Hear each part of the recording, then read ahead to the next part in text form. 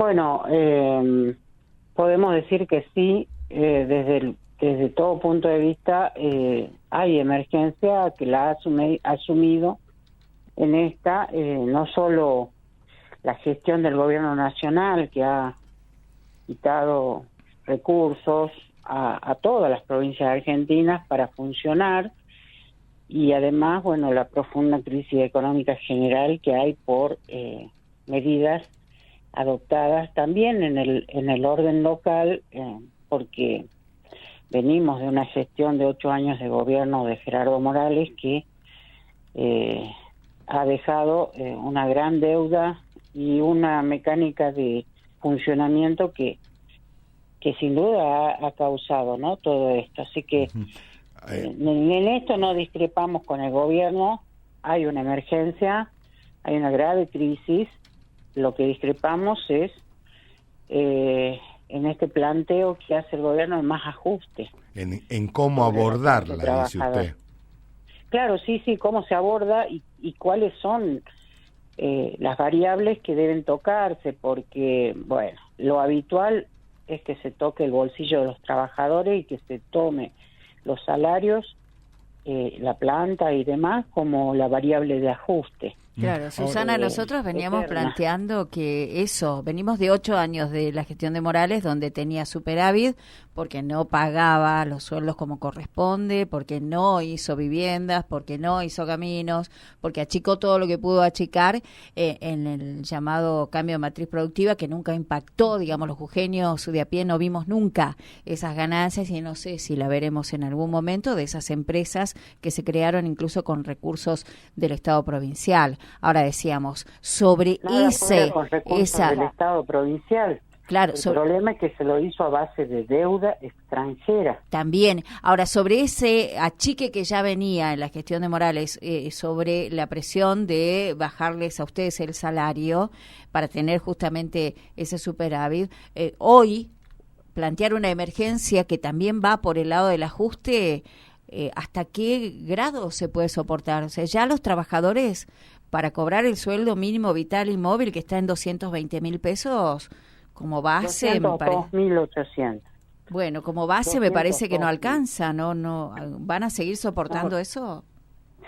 Bueno, evidentemente ya no es posible, porque la verdad que la mayoría de los compañeros que escuchan y la gente sabrá que ya no hay dónde más ajustar,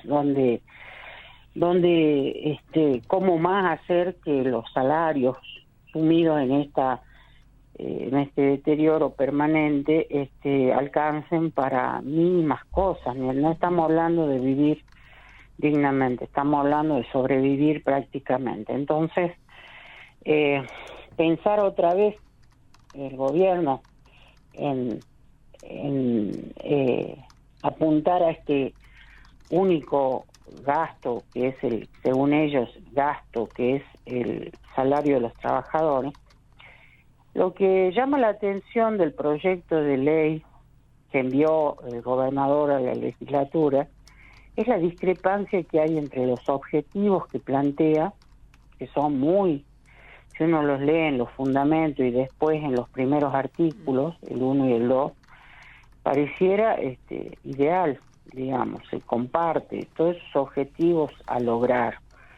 Son casi un poema, pero la verdad que no condicen con luego el articulado y luego las medidas que se toman o que se van a tomar. Y sobre todo preocupa el otorgamiento de los llamados superpoderes, que en el caso del gobernador o el Poder Ejecutivo, como se le llama en el proyecto, se lo faculta a hacer cosas que son realmente superpoderes, y lo otro que llama la atención es de que en ningún momento este plan esboza las estrategias a seguir, y no hay o no prevé un seguimiento por parte de la legislatura de las acciones que se vayan desempeñando y de sus resultados. Es decir, que no hay un control de seguimiento, de monitoreo, de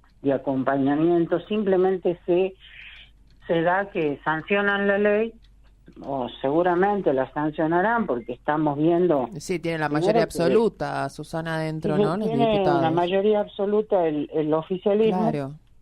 Tal vez no unificada en postura y con un... percibimos por las reuniones que tuvimos el viernes, digamos, de que se quiere examinar, dar un debate, pero la realidad es que va a ser aprobada porque es una herramienta, como lo ha planteado el gobernador, para gobernar. Pero si se aprueba, lo que adelantamos es de que la mayoría de las medidas dirigidas al personal y al ajuste de salarios y demás condiciones van a ser efectivas, mientras que el resto de las medidas que tienen que ver con los funcionarios y con los gastos del Estado y la renegociación de deuda, que no prevé el proyecto que se renegocie la deuda extranjera en ningún momento. Se habla de la deuda interna de la provincia, pero la deuda extranjera no está previsto renegociarla y es la que está ahogando financieramente a la provincia, según los dichos que también estos dichos del gobernador, que lo escuchamos por otro medio anoche, y también del ministro de Hacienda en las paritarias y demás reuniones, no pudimos constatar el verdadero alcance de la falta de recursos y el verdadero alcance de la afectación de la deuda. Es decir, que uno de los aspectos que debiera, y le vamos a pedir a la legislatura, es que interpele al ministro de Hacienda o al propio gobernador a que exponga la situación entera, transparentemente, a la legislatura para luego hacer la petición de acciones dirigidas en esa línea, conseguir seguramente más recursos y conseguir achicar algunos gastos, pero sobre la base de transparencia, de información. Ahora, hay que hacer propuestas, y porque si decimos que no queremos ser la variable de ajuste otra vez, ya lo hemos sido en la pandemia, se nos ha ajustado los 8 años de gobierno, pero además terminando el 8º con un financiamiento de una campaña enorme y costosa, y a la cual pagamos gran parte de nosotros, más allá de los viajes y de los despropósitos de gastos en publicidad.